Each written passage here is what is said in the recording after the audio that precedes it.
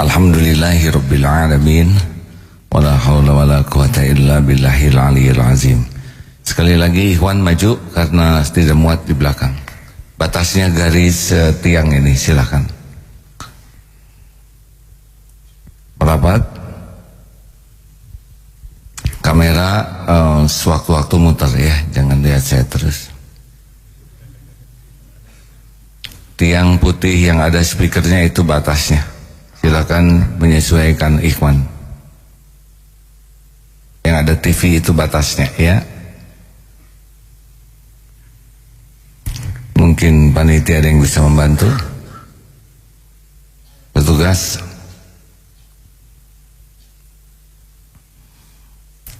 Allahumma salli wa sallim wa barik ala Sayyidina Muhammad wa ala alihi wa ashabihi ajma'in.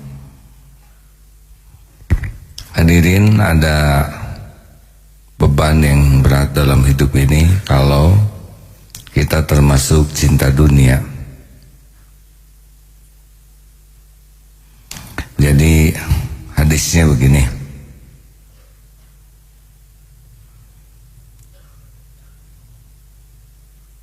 Hadis sahih ini ya. Barang siapa yang tujuan hidupnya adalah dunia, maka Allah akan mencerai-beraikan urusannya, menjadikan kefakiran di pelupuk matanya, dan dia mendapatkan dunia menurut apa yang ditetapkan Allah baginya. Jadi satu, orang-orang yang cinta dunia itu adalah hidupnya itu akan terus-menerus dibelit oleh masalah, dan sehingga tidak punya waktu untuk menikmati apa yang dunia yang sudah dia dapatkan. Masalah saja, dan masalahnya tuh tidak seperti puzzle, tapi seperti puzzle yang terurai. Dan yang kedua, faqruhu baina ainai, Allah akan memberikan di pelupuk matanya itu takut miskin, sehingga apa yang ada walaupun punya gunung emas tetap kurang. Jadi capek sekali memikirkan yang tidak ada dan takut sekali menjadi miskin walaupun sudah sangat kaya. Jadi hatinya itu miskin dan akan pelit, tidak mau bayar zakat, tidak akan sedekah karena dia takut miskin. Dan barang siapa, dan dunianya itu nanti oleh Allah diberikan seperti apa yang sudah ditetapkan Allah baginya. Jadi Allah sudah ngasih segitu, ya akan tetap ketemu, hanya dalam keadaan tidak berkah. Tapi barang siapa yang akhirat tujuannya, maka Allah akan menghimpunkan segala urusannya.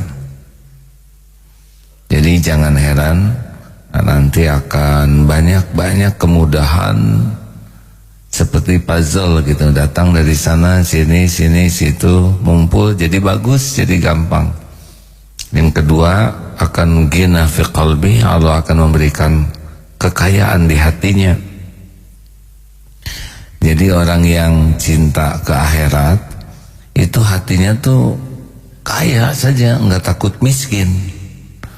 Walaupun mungkin tidak punya tabungan, tidak punya penghasilan yang sepertinya cukup, tapi yakin saja bahwa suatu saat Allah akan memberi pada waktunya dengan tepat, dan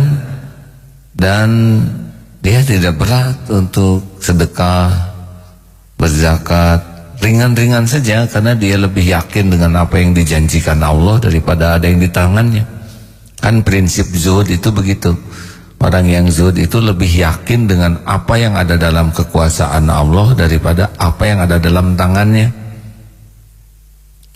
1 juta, 1000, 100 juta, 100 miliar bagi dia sama-sama milik Allah, sama-sama dalam genggaman Allah.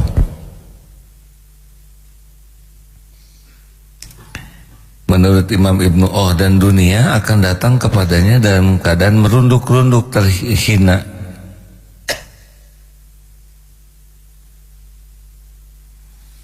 Jadi dunianya nanti oleh Allah akan dibuat melayaninya. Mungkin pernah dengar, barang siapa Allah tujuannya, niscaya dunia akan melayaninya. Nggak boleh ujub hadirin.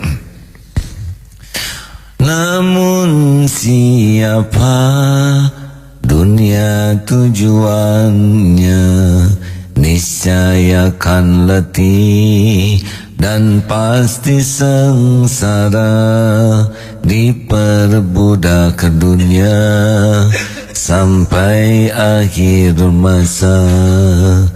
Astaghfirullah.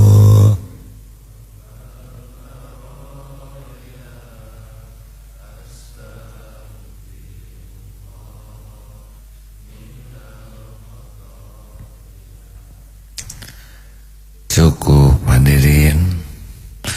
Menurut Imam Ibnu Qayyim, semoga Allah merahmati beliau, pecinta dunia tidak akan lepas dari 3 hal. 1, kegelisahan yang terus menerus. 2, keletihan yang berkelanjutan, letih yang tiada akhir. Dan yang ketiga, penyesalan yang tidak pernah berhenti.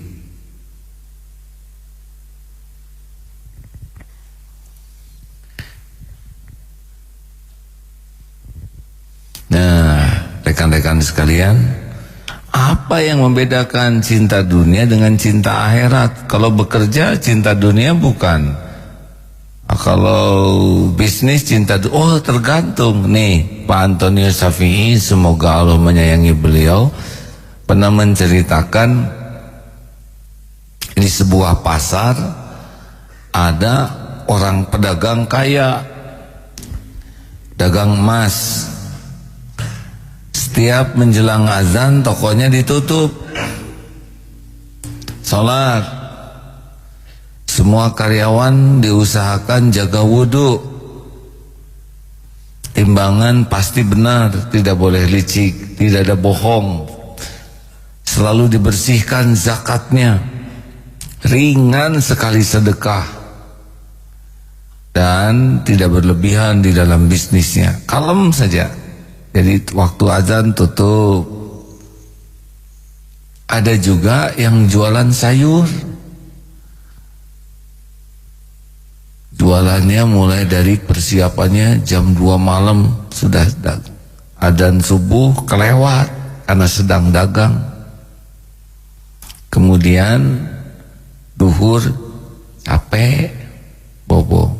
Asar baru bangun, maghrib persiapan belanja. Isya lagi belanja buat dagangan, jam 2 ke pasar lagi jualan. Penghasilannya dikit.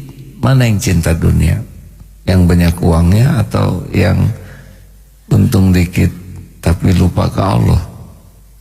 Yang mana?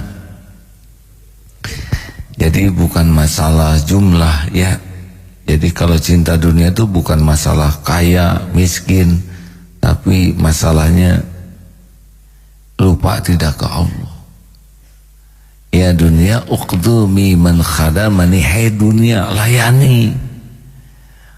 Maaf adik-adik para santri SSG, ini ada orang tua santri pelatihan tidak? Ada sanlat yang dari luar negeri adakah? Oh iya, ada beberapa. Boleh saya punya data deh? Nah, dagang nih. Saya belajar membedakan, boleh cerita pengalaman? Jadi belajar membedakan bagaimana usaha sebelum babak belur dan usaha sesudah babak belur. Kan ada beberapa babak ya. Memang AA dagang dari kecil. Mulai TK sudah dagang, jualan jambu tetangga. Tetangga panen, saya boleh jualan. Sah ya. Dulu TK tinggal dengan nenek di jalan di jalan rusak di bawah buah batu. Ada yang punya kulkas jualan. Memang udah garisnya begitu. SD jualan petasan. Dulu belum dilarang ya. Belum saya jelaskan ini. Dulu belum dilarang. Ada yang bagian bawah bawahnya saya yang teriak, begitulah ya. Kemudian kemudian SMP 12 ini juga dagang. Ibu bikin Orson, kalau dulu ada Orson ya, masih ingat? Yang sirup itu ibu bikin, saya jual ke guru-guru. SMA dagang kaos, dagang macam-macam saja selama SMA. Kemudian waktu kuliah juga dagang,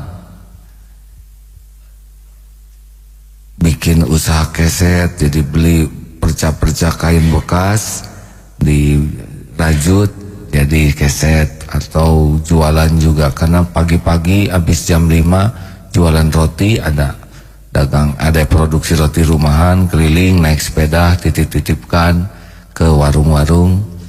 Ya begitulah, senang kalau roti tidak laku jadi banyak makanan ya, tapi kenapa nggak banyak uang, begitulah ya. Malam harinya ngebungkusin kacang polong. Ya begitu, memang sudah garisnya begitu, dagang terus. Sambil kuliah ini, alhamdulillah tidak mengurangi prestasi kuliah, izin Allah. Selesai kuliah, ijazah nggak diambil, dagang lagi. Mungkin yang tahu Sari Jadi, dulu pernah ada bakso di sana di Sari Jadi. Ya memang begitu. Tiap waktu azan ditinggalkan kemana? Ke masjid. Tukang yang belinya bingung, Pak, kalau mau bayar ini lacinya, kemudian mau nambah di sana baksonya. Saya ke masjid dulu. Masjid harusnya diajak, tapi di waktu itu makomnya belum berani ngajak. Akhirnya begitulah, lebih banyak yang konsultasi daripada yang belanja. Lambat laun, teman-teman harus tahu nih, supermarket Darut Tauhid ini asal usulnya dulu waktu ceramah, ini nggak apa-apa cerita masa lalu ya. Mulai ceramah itu 86, 87 di rumah orang tua. Itu sebelumnya pergi ke pasar beli pakaian dalam ya. Jadi habis ceramah teh dagang jeroan begitu ya pakaian. Jadi saya rada hafal ukuran-ukuran karena dagang pakaian dalam. Lalu bikin sejak kios di sana di pojok di gang, nyewa khusus pakaian dalam wanita. Maaf ya, udah itu masa lalu, jangan diungkit-ungkit. Beli mesin jahit jadi konveksi, beli kamera bekas jadi MKTV, terus semuanya dari awal. Yang jadi ini, jadi minimarket ini sebetulnya dari pakaian dalam terus sampai lama membesar. Konveksi membesar, radio juga begitu. Kemudian semuanya dari kecil. Dagang minyak wangi dulu, botol-botol PPO itu ya, dicuci satu persatu tuh, diisi minyak wangi. Nah alhamdulillah sekarang bangkit lagi MQ Parfum. Penerbitan juga begitu, bikin percetakan. Akhirnya MQ begitulah. Akhirnya oleh Allah diujilah. Dulu kan menjadi besar, ada MK Journey, MK TV, MK Guest House. Wah, capek sekali, pusing dan laliur ya. Sampai kebelit saja oleh begitu banyak pekerjaan, ibadah kering. Sudahlah, jelek lah. Belum lagi terlalu rajin ke TV dan sebagainya, sampai Allah menolong 2006 akhir. Babak baru, yaitu babak belur ya. Nikah lagi. Wah heboh. Padahal ya memang sudah begitu garisnya ya. Nggak ada yang keluar dari lauh mahfud. Daun jatuh aja ada catatannya, masa yang segede gini nggak ada catatannya. Tapi itulah jalan dari Allah. Alhamdulillah halal menurut agama, sah menurut negara.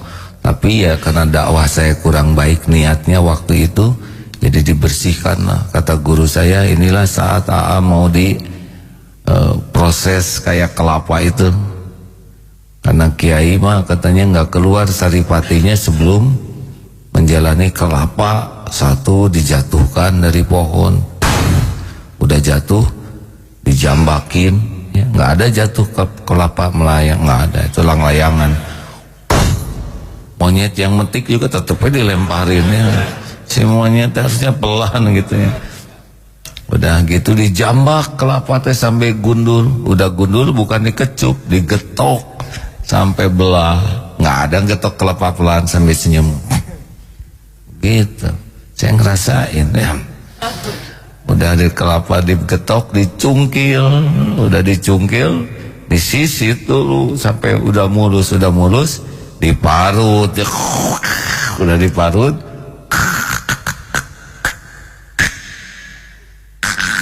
Nah itu kalau meras kelapa, ini suka dendam tuh yang meras kelapa, harusnya macam begitu ya.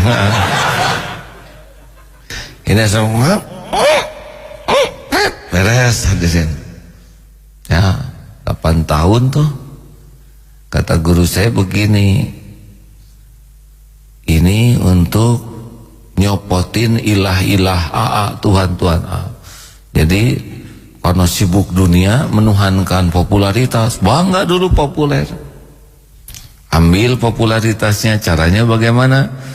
Itu TV dibalik-balikin beritanya, wah pokoknya nama beritanya bagian jelek, media ngebully sesukanya, wes. Dulu bangga dikagumi ibu-ibu, dibalikin hati ibu-ibu, begitu. Yang tadinya antri di potret, dirobek potretnya. Sekarang diselotif lagi, ya. Gak ada bekasnya tuh ya. SSG juga kena dampak. Dulu sekali latihan 500, kadang sampai 1000. Udah itu 4, jadi berapa puluh Pak? 30 SSG, serba susah SSG ya. Kalau yang laki-laki daftar mau kursus, wah mau berguru sama hakim. Yang akhwat daftar, oh mau jadi yang ketiga, ya serba salah lah.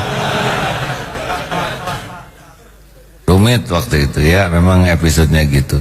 Nah bangga dengan banyaknya perusahaan tumbang tuh, rata-rata bertumbangan. Terutama karena nggak profesional waktu itu, dagangannya dagang nama Aagim. Jadi ketika Aagimnya ditembak, semua produknya rontok itu. Termasuk radio kita ini, oh dulu udah sakratul maut, mati mau hidup nggak mau, dijual nggak boleh oleh umat patungan enggak. Tapi sekarang jumeneng lagi, ini radio kita ini rating peringkat ke-7 di 10 besar di sini di Bandung ini. Dengan izin Allah habis uang, oh tabungan habis deh. Nah syariatnya dengar ceramah Ustadz Yusuf Mansur, wah kalau kita mau tolong Allah, sedekahkan yang paling disukai. Punya apa? Punya rumah yang sukai enggak? Yang paling top, paling bagus ada di mana? Di kota, sedekahkan. Reos. Punya tanah enggak? Ada, wakafkan. Gila. Punya mobil, hanya disuruh wakaf, disuruh sedekah ya. Terakhir punya tabungan enggak? Punya, sedekahkan. Habis aja teman 2 hari teh jlok saja. Nah, itu cara Allah ngambil rezeki. Semoga Allah menyayangi Ustadz Yusuf Mansur ini ya, karena beliau jadi jalan saya bisa melepas salah satu sandaran yang dituhankan, yaitu tabungan, aset. Nah itu mah jatuh aja, pluk aja, nggak punya apa, dikit ya, punya aset tinggal dikit.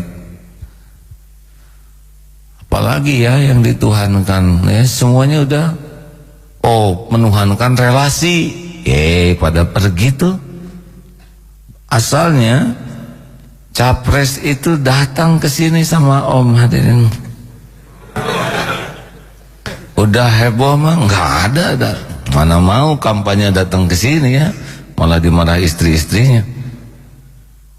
Nah begitulah, jadi lone ranger ya, sendiri. Nah, kata guru saya, sudah di masjid itikaf.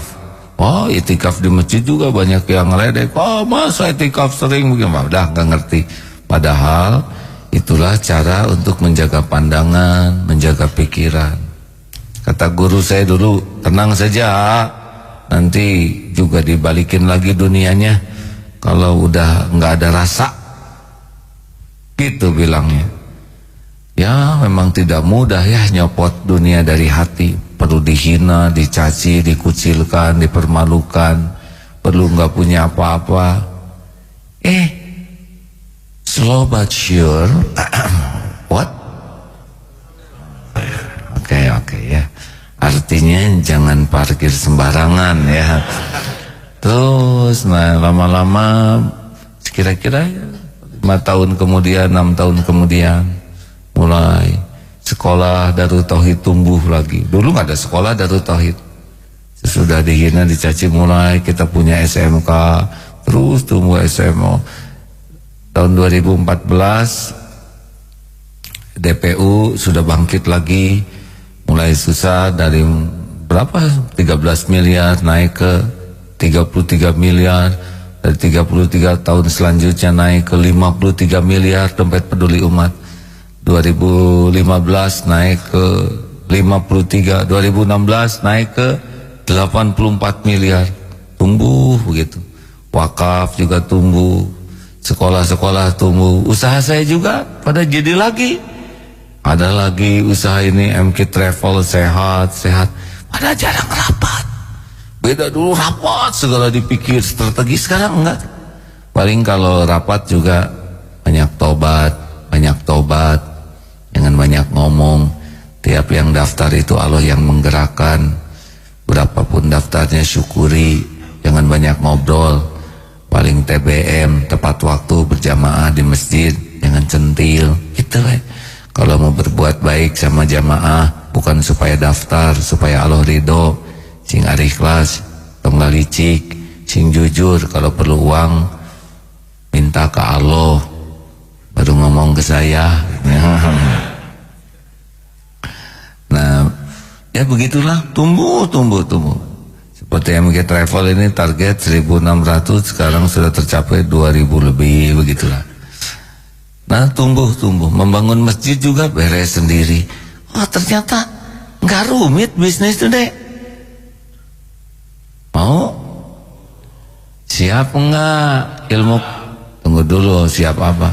Harus siap ilmu kelapanya dulu nih. Tuh kan pada nggak mau kelapanya. Nah, banyaknya orang pengen langsung jadi, nggak mau langsung ngelepasin dulu, ngosongin hati dari cinta dunianya. Padahal yang menggagalkan segalanya tuh yaitu cinta dunia, banyak keinginan. Nah, mau tahu ciri-ciri pecinta dunia? Nih, bacakan ya. Agak banyak nih. Ini tulisan dari seorang ulama. Hanya mengutip ya, maaf. Dari Ustadz Rahel Bahrain. Terima kasih nih. Sekarang zaman broadcast. Ada 36 ciri-ciri pecinta dunia. Apakah Anda sudah jadi budak atau belum? Apakah Anda menjadi budaknya? Satu, ini secara acak ya. Anda tidak siap-siap pada waktu mau sholat akan tiba. Jadi mendengar waktu sholat itu tidak menjadi sesuatu yang ditunggu. Bahkan ada yang azan tuh, baru juga duhur, udah asar lagi. Cepet banget gitu. Dua, Anda melalui hari tanpa sedikit pun membuka Al-Quran. Nah, jadi kalau orang udah nggak punya waktu buat buka Quran, ada ciri-ciri nih. Ciri-ciri berarti sangat sibuk, sehingga Quran aja kitabullah memandu kita nggak dibaca. Tiga, Anda sangat perhatian kepada orang lain tentang diri Anda. Gimana, saya keren nggak? Bagus nggak? Sukses kan? Nanyanya begitu. Jadi sangat, makanya follower itu menjadi inti. Dihitung follower tiap hari, like juga dihitung. Karena tujuannya ingin lihat penilaian orang kepada dirinya, bukan penilaian di sisi Allah. 4, Anda selalu berpikir bagaimana supaya harta bertambah terus. Itu mikirnya bukan amal yang bertambah. Ya, sekarang tabungan baru segini, harus tingkatkan ya. Harta aja yang menjadi tolak ukurnya tuh.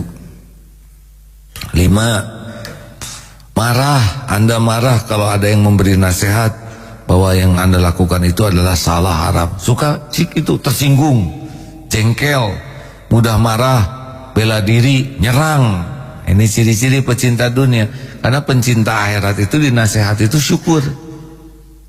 Karena dia tahu Allah yang menggerakkan, yang menasehati. 6. Cirinya adalah terus menunda berbuat baik. Cirinya entar. Ayo ke masjid, entar dulu. Udah sholat duha, bentar ya. Sedikit lagi. Pokoknya ciri khasnya menunda kebaikan. Sedekah dong, nantilah pas keluar dari masjid. Pas sudah keluar masjid kelewat, nanti aja duha. Dan gak jadi tuh. Makanya dalam simposium internasional, setan bersepakat bahwa kata paling efektif untuk nipu manusia adalah entar. Bentar ya, bentar. Dia itu sholat sekarang, bentar bu, ajarin dong anaknya, bentar ya nak. Semuanya kompak. Pak, udah waktunya ke masjid, bentar ya. Itu cirinya. 7.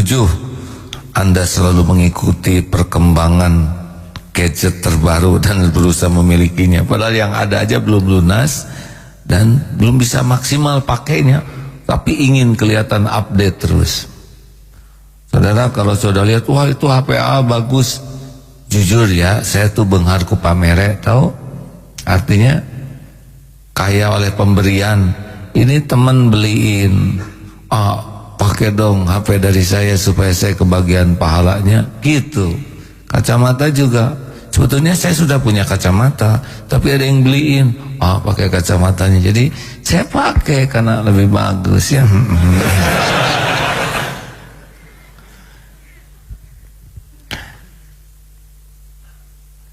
Kemudian yang ke-8, saya baca 10 dulu ya.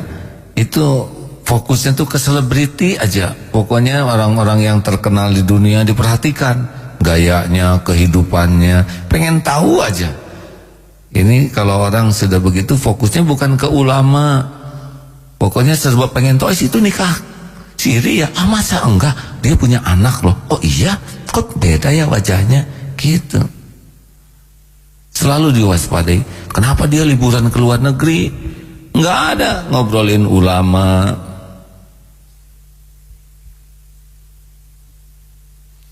Ngobrolin ulama, orang-orang soleh, tapi yang standarnya selebritis. Kemudian dan ke-9, Anda kagum sama orang-orang kaya. Oh, itu sekarang mobilnya Merco, saya nggak boleh merek yang sama ya. Masa BMW? Enggak, dia sudah ganti dengan mobil itu teh yang bagus teh, Lamborghini. Dia sekarang punya Lamborghini. Terus satu lagi tuh ada, dia mau udah empe Rari.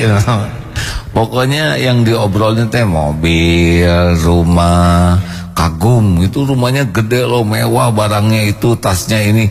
Pokoknya kalau udah omongannya tuh tentang kekayaan, kagum ke orang kaya, bukan kagum ke orang zuhud, bukan kagum ke orang yang hidupnya bersahaja. Itu udah ciri-ciri pecinta dunia. Dan yang 10, selalu ingin jadi pusat perhatian orang. Gimana caranya supaya orang memperhatikan dirinya, menganggapnya lebih dari kenyataan ya. Ingin kelihatan langsing, tahan napas terus. Ingin kelihatan putih, direndam semalaman. Pokoknya rambut juga udah di model-model, kadang kayak jagung, kadang kayak berondong, pokoknya macam-macam lah ya.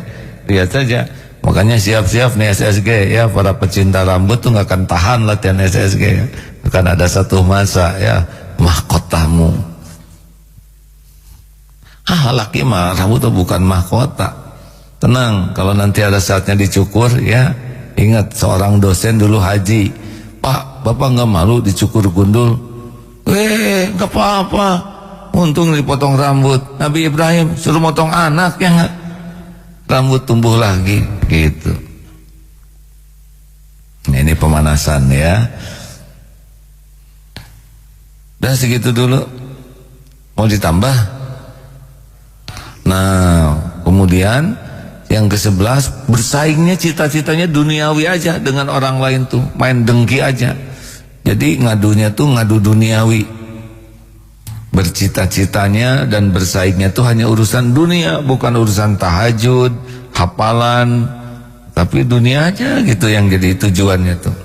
12, menderita bila dan merasa gagal bila cita-cita dunianya nggak tercapai.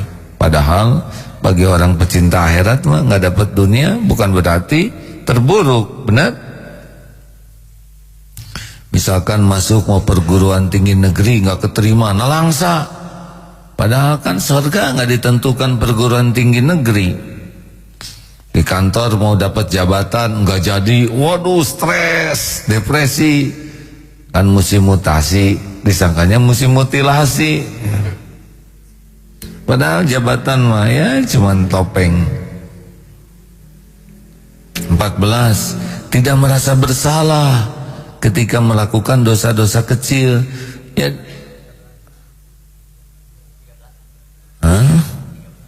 sok lah sama saudara saya mah gak akan berantem masalah angka. Oh pantesan ada yang kelewat. Gak apa-apalah angka mah yang mana aja, 13 boleh, yang penting saudara bahagia ya. Jadi bikin dosa seperti ikhtilat, ikhwan, akhwat, mata saling memandang, bersentuhan, lawan jenis, itu tidak dianggap sebuah masalah tuh. Cuek, merokok sana sini ya, dia tidak merasa bersalah. Padahal kan rokok makruh, ada yang nyebut makruh, ada yang nyebut haram. Gini aja lah, kalau saudara bertahan mengatakan rokok itu benar, jawab ini, siapkah dicabut nyawa dalam keadaan menghisap rokok? Siap enggak? Jawab yang rokok. Nah berarti enggak bagus. Kalau bagus dia siap. Saya siap dicabut nyawa dalam keadaan masuk rokok nyambung dengan korek api dan asbak sehingga dia wafat.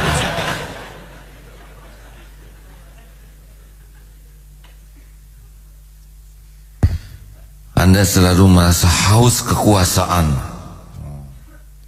dan kedikjayaan dalam hidup, dan perasaan itu nggak bisa dibendung. Jadi ingin berkuasa, ingin punya jabatan, ingin punya kedudukan, ingin tampil, ingin gitulah, ingin kelihatan berkuasa, keren, hebat. Dan itu nggak dibendung tuh sampai melupakan amal-amal lainnya. Nggak ingat ini akan dihisab, nggak ingat ini akan dituntut di sisi Allah.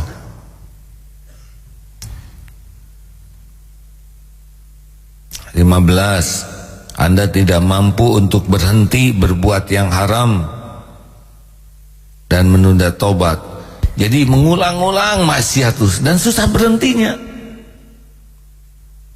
Ini ciri pecinta dunia. Kalau pecinta akhirat mah bikin salah juga, tapi kekuatan berhentinya tinggi. Tapi pecinta dunia susah. Kayak dengki itu awetnya dengkinya, karena memang dia mencintai dunia. Kalau mencintai akhirat nggak mau dengki. Udah tahu cara mengatasi dengki? Nggak. Dengki apa? SMS, syusyah, melihat orang lain senang, dan senang melihat orang lain syusyah. Jangan nyiksa diri hadirin. Caranya adalah lakukan apa yang paling tidak mau engkau lakukan, itu kunci. Tidak mau senyum, senyum. Tidak mau nyapa, nyapa. Tidak mau muji, muji. Tidak mau ketemu, ketemu. Tidak mau ngasih, kasih. Karena kalau kita dengki itu nggak mau. Nah, lawan. Dulu saya kan dengki ke muazin, zaman saya muazin dulu. Caranya kalau saya mau azan ada beliau, kasih sambil nggak boleh dong. Ketika beliau azan ada yang muji, adanya enak, iya, iya. Kita harus ikut muji hadirin supaya itu adanya bagusnya. Bahkan lebih bagus tuh dari AO tentu. Ya kalau pengen sembuh ya begitu, harus ada mujahadahnya. Gak bisa sembuh sendiri tuh dengki itu. Hanya dengan ngarap-ngarap sembuh enggak. Itu mah perkara hati kayak naik kuda, ngarep-ngarep jago kuda, nggak naik-naik, nggak bisa, harus naik ya. Udah segitu dulu Baik, ada Pak Risman Rais dari Qatar. Jadi kemarin itu sudah ada My Camp namanya, Muslim Youth Camp. Benar sih, kemana sih nyebut Youth? Maaf kalau salah ya, nggak pernah kursus. Muslim Youth Camp, benar? Kamu kalau nggak bisa jangan ngajarin yang enggak ya. Where do you come from? Indonesia? Okay, looks like me ya. Do you understand? Yes, I stand under you. Oh, good ya, good. Not what ya. Dan ini Muslim Youth Camp. Saya belum ngerti nih. Yang pesertanya 56 orang dari Qatar, Abu Dhabi, Malaysia, Brunei, Hong Kong, dan US. Beginilah menang gaya ya. Mana Pak siapa ini? Pak Risman. Boleh bincang-bincang, mikrofonnya boleh dipinjamkan? Sudah siap? Anaknya dihitung sampai 3. Ini panitia 1 2. Biasanya menghitung tuh kecepatan meningkat. Assalamualaikum warahmatullahi wabarakatuh. Pak Risman. Assalamualaikum. Waalaikumsalam warahmatullahi wabarakatuh. Bagaimana Pak Risman dari Qatar ya? Maaf, sebentar ya, saya mohon maaf ini petugas. Ini SOP harusnya maksimal nih. Ya tenang. Yang lain gak usah banyak mikir karena tidak menyelesaikan masalah ya. Halo. Ya. Iya. Assalamualaikum warahmatullahi wabarakatuh. Waalaikumsalam warahmatullahi wabarakatuh. Terima kasih nih Pak Risman. Tahu dari mana ada kegiatan ini? Alhamdulillah di Qatar. Waktu di Qatar kita ada brosur di WhatsApp grup. Oh gitu, ada informasi ya. Apa yang membuat tertarik Pak Hamim? Punten, tegang nih ya, tenang. Halo, tes. Ya, ini masalah sinyal Pak. Ya. Jadi apa yang membuat Bapak tertarik untuk mengirim anaknya ke sini? Alhamdulillah kita tiap tahun dapat liburan dan di saat liburan ini kita ingin anak-anak bisa bermanfaat. Jadi nggak cuma liburan aja, tapi juga bisa bersosialisasi sama teman, belajar agama, kemudian belajar suatu hal yang baru seperti berkuda, memanah. Banyak hal-hal yang positif yang bisa didapat dari anak-anak. Nah, lalu dikirim berapa anaknya yang dikirim ke sini? Tahun lalu 2, Pak. Dua-duanya, alhamdulillah. Kemudian tahun ini adiknya sunat, jadi kakaknya aja. Ya, baik. Alhamdulillah. Ya, jadi udah tahun kedua mengikuti ya. Iya, betul. Alhamdulillah. Memang sudah berapa lama di luar itu hidup di luar Indonesia? Alhamdulillah saya di Qatar Agustus ini 8 tahun. 8 tahun. Jadi mudah tidak itu ngurus anak-anak di luar negeri begitu? Masya Allah. Ya banyak tantangannya karena budaya memang beda, di sana multikultural. Jadi Indonesia budaya, kebetulan teman-teman sangat dekat karena community banyak di sana, dan pendidikan anak juga alhamdulillah bagus buat agama. Tapi kendalanya adalah di sosial, karena kita per community kadang ada beberapa teman yang suka gabung dengan yang lain juga, sehingga tantangan buat membesarkan anak di sana adalah di sosialisasi gitu ya, kemudian berinteraksi dengan teman-temannya. Jadi pokoknya mah rada kurang Indonesiaan gitu ya. Iya, dan alhamdulillah teman-teman di Qatar menyadari hal itu. Jadi kita di sana tiap minggu ada pengajian buat anak-anak. Jadi teman-teman bisa ngumpul, anak-anak bisa bersosialisasi dengan sesamanya. Dan alhamdulillah bisa juga, ngobrol apa dengan anak-anak di sana? Bahasa apa ngobrolnya? kalau anak-anak di sana pakai bahasa Inggris, tapi repot, di rumah kita biasakan pakai bahasa Indonesia supaya bisa tetap. Tapi kan bisa di Qatar bahasa Arab, Pak. Betul, bahasa Arab. Cuma untuk sehari-hari ada 2 bahasa, bahasa Inggris dan bahasa Arab. Untuk ekspatriat menggunakan bahasa Inggris biasanya. Oh gitu ya. Alhamdulillah kalau gitu. Alhamdulillah. Berapa lama lagi tinggal di Qatar? Terserah Allah, Masya Allah, karena kita di sana juga datangnya dari Allah. Benar kata saya juga dulu waktu kuliah sering ke sini. Oh, dulu juga santri Kalong di sini. Iya, beberapa kali ke sini, Kemudian benar kata juga, saya juga berguru sama Ustadz Yusuf Mansur juga yang membawa kita ke sana juga. Jadi terima kasih atas bimbingannya. Alhamdulillah. Jadi gimana anak-anak senang di pesantrenkan di sini? Alhamdulillah senang, dan kita juga senang dengarnya beberapa hal yang positif gitu ya. Makanya alhamdulillah ini tahun kedua buat mereka ikutan, mudah-mudahan bisa berlanjut. Alhamdulillah, terima kasih. Terima kasih atas bimbingannya. Kemudian juga buat kakak-kakak, terima kasih atas bimbingannya buat adik-adik kita di sana. Ya, gitu aja. Alhamdulillah, thank you. Assalamualaikum warahmatullahi wabarakatuh. Waalaikumsalam warahmatullahi wabarakatuh. You know, it's very hard for me because I have to speak in English. It takes time because it's not so easy to find the perfect words, you know. Some people thinking, oh Hakim, you are very wise because if you talk slowly, that is because mikir, man. That's a hase, you know, to looking for the perfect word. Hase, check. But anyway, we have to talk with your heart. The best language is bahasa hati, yeah. Because some people cannot talk with foreign language, but still can good relationship. You know why? Because touched by heart. It's not so easy, yeah. It's okay. Finish. Oh, masih ada informasi?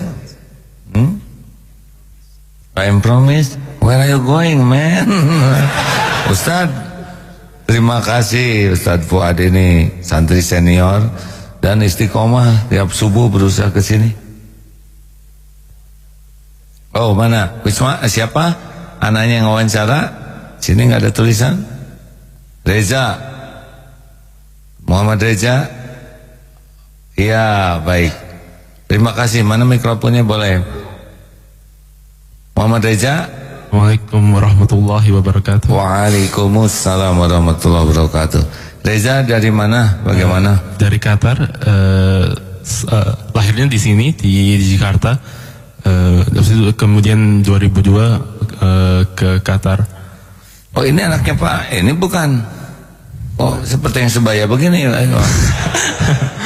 So longer ya di Qatarnya ya. Dari tahun 2002 sudah berapa tahun? 15 tahun. Alhamdulillah ya. Tapi it looks like Indonesian, man. Masih seperti Indonesia, wajah mah nggak bisa dirubah. Hanya logat yang lama ya. Saya kira kalau sudah ke Qatar gitu bedalah gitu ya. Tapi yang Dek, jadi sekarang sekolah apa Dek? Sekolahnya biasanya sekolah-sekolah internasional. Jadinya bahasanya Inggris. Bahasa Inggris. Adek pindah umur berapa dulu? Umurnya 2 tahun. 2 tahun ya. Nah, ini yang membedakan ya.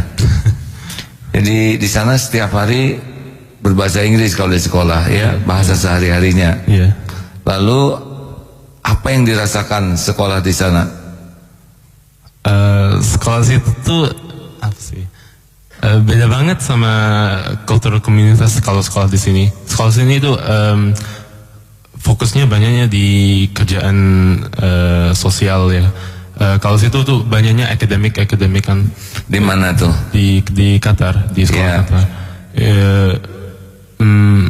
Banyaknya extracurricular activity, bisa ada universitas yang datang ke Qatar biar liatin apa sih, kayak jualin universitasnya ke anak-anak kita.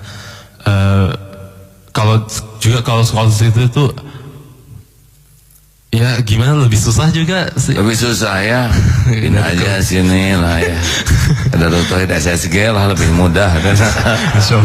Sekarang apa, SMA, senior high school? Oh ya, SMA kelas 3 ini. Kelas 3 ya. Lalu pergaulan bagaimana di sana? Maaf, bahasanya nggak terlalu bagus. Pergaulan itu artinya apa? Oh, sekarang I'm bingung sebenarnya. Pergaulan teh looks friendship lah. Benar gitu?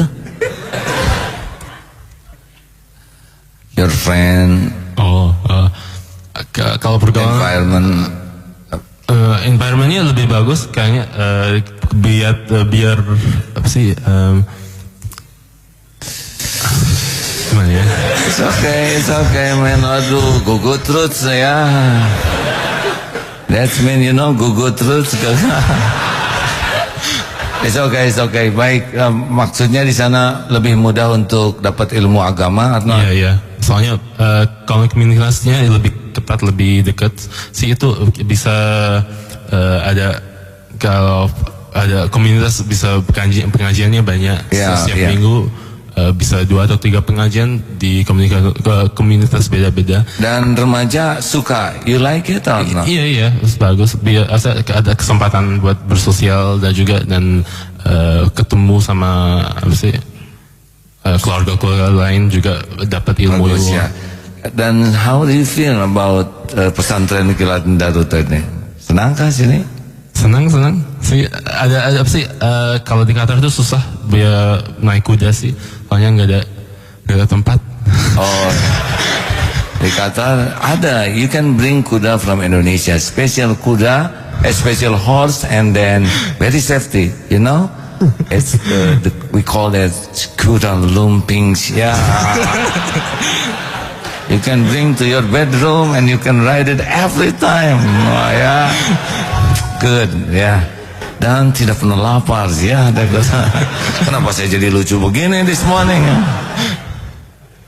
Jadi program ini penting ya. Penting banget. Seperti pesantren Kilat Youth Camp ini ya. Youth Camp ini. Iya. Bagus ya. Berapa hari ini? 7 hari 1 minggu. Ya, apa yang paling menarik dalam? Yang paling menarik itu setiap itu, soalnya biasanya nggak bangun tahajud. Oh, bangun tahajud itu susah kalau aku. Tapi alhamdulillah di pesantren ini bisa setiap hari dibangun. Masya Allah. Ada pesan-pesan untuk remaja around the world, seluruh dunia. Ini namanya mix ya, campur bahasa. Kumaha aya pesan-pesan for everyone. Remaja ya. Ada pesan-pesan mungkin teman-teman pemuda ini di dunia kita pakai Facebook dan YouTube, jadi bisa didengar selain MKFM. Ya. Pesan apa ya? Kita pikirkanlah sama-sama pesannya ya. Okay, I can feel your heart ya. It's not so easy to talk, but I can feel. Begitulah. Jadi feelingnya adalah cobalah daftar, begitulah ya, untuk the next summer camp ya. Terima kasih. Thank you very much ya for everything. So it's nice for you to talk in English, yes, better than Indonesian. Yes, much better. Inshallah next time I will try to talk with you deep ya. Inshallah. Dalam maksudnya. Dan terima kasih. Please don't laugh like that ya. Jangan ketawa-tawa like that ya. You can break my heart. Do not look like crocodile land. Crocodile land. Kamu jangan kayak buaya darat katanya. Terima kasih hadirin sekalian. Hati-hati, dunia ini hanya mampir ya. Ya, dunia ini hanya mampir. Kita bukan penduduk asli dunia, kita adalah penduduk asli sorga. Ya benar, Adam Hawa kakek nenek kita di sorga. Dunia hanya lagi transit dan harus kembali ke sorga. maka lihat dunia ini biasa saja ya. Jangan simpan dunia di hati, tapi di tangan saja. Belajar dari tukang parkir, banyak mobil, tidak pernah sombong, ganti-ganti mobil, tidak takabur, diambil sampai habis, tidak sakit hati. Kenapa?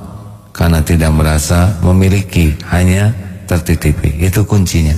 Dan ingat, dunia sudah dibagikan. Bagi kita dunia ini yang penting caranya benar, berkah. Sudah dapat dunia kita bersyukur, itu yang penting. Kalau sedang ditahan kita bersabar, kalau diambil oleh Allah kita ridho. Lihat yang lebih jangan iri, lihat yang kurang jangan menghina. Lurus saja, tiap orang punya kapling takdir masing-masing. Yang penting ikhtiar di dunia jadi amal soleh, ikhtiar di dunia nambah iman, ikhtiar di dunia jadi amal soleh, ikhtiar ini jadi dakwah, ikhtiar jadi nambah sabar. Surat Al-Asr. Mudah-mudahan Allah menitipkan dunia yang halal dan barokah, yang bisa menjadi jalan kita bahagia dunia akhirat, mulia dunia akhirat, selamat dunia akhirat. Terima kasih para pendengar di seluruh penjuru dunia yang menyimak. Mudah-mudahan ada manfaatnya. Dan pagi ini bagi yang mau ke Eko Pesantren, 6:30 di sana, jam 7 sudah mulai ya. Dan acara dimulai jam 7:30. Silakan yang mau berkuda ke Eko Pesantren. Assalamualaikum warahmatullahi wabarakatuh. Finish, Mr. Okay? Waalaikumsalam warahmatullahi wabarakatuh.